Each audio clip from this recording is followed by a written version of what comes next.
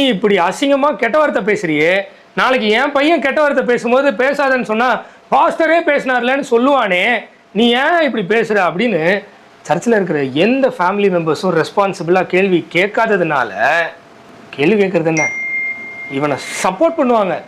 அதனால இன்னைக்கு நிலைமை மோசமாகி போய் கெட்ட வார்த்தையை சரளமாக பேசுகிற அளவுக்கு வந்துட்டான். ஜெசபேலை ஆகாபுகள் எதிர்க்க முடியாது. ஆகாபுக்கு காயடிச்சிருக்காங்க. இல்ல, காயடிப்பது என்பது வேத வசனத்தில் சொல்லப்பட்ட வார்த்தை.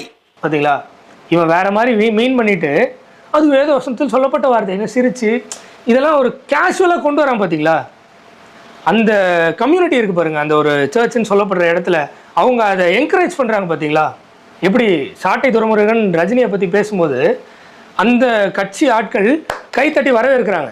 அங்கே ஒருத்தன் கூட ஏன்பா அரசியல் வரேன்னாரு, அதுக்கு நீ இப்படி அவங்க இப்போ அவங்க பொண்ணு அவங்க ஒய்ஃபு அவங்களெல்லாம் இப்படி அசிங்கமாக திட்டணுமாப்பா, நமக்குன்னு ஒரு ஒரு ஒரு ரேஞ்ச் இல்லையா, நம்ம அந்த வளர்ந்த சொசைட்டியில் இல்லையா அப்படின்னு ஒருத்தர். இந்த men so called pastor, okay, women தரம் மட்டும் தாழ்த்தி பேசக்கூடிய ஒரு ஆள்.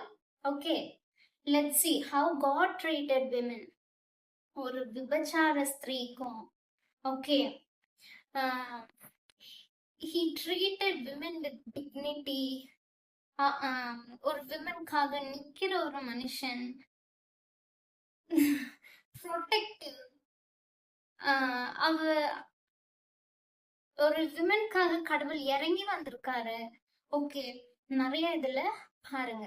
But he or some persons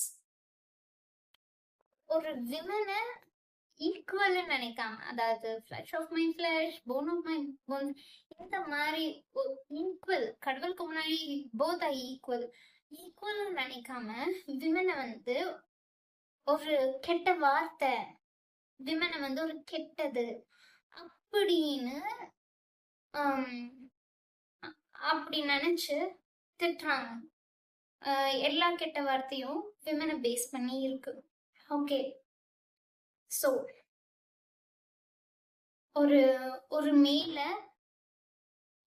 women pronoun வச்சு கூப்பிடுறதுனால அவங்க வந்து ஷேம்ஃபுல்லா ஃபீல் பண்ணுவாங்கன்னு நினைச்சு ஒரு விஷயத்த சொல்றாங்க. Don't forget that God is a girl dad. Okay, கடவுள். இந்த பைபிள்லயே நிறைய உதாரணம் இருக்கு. ஒரு ஆண் கடவுளை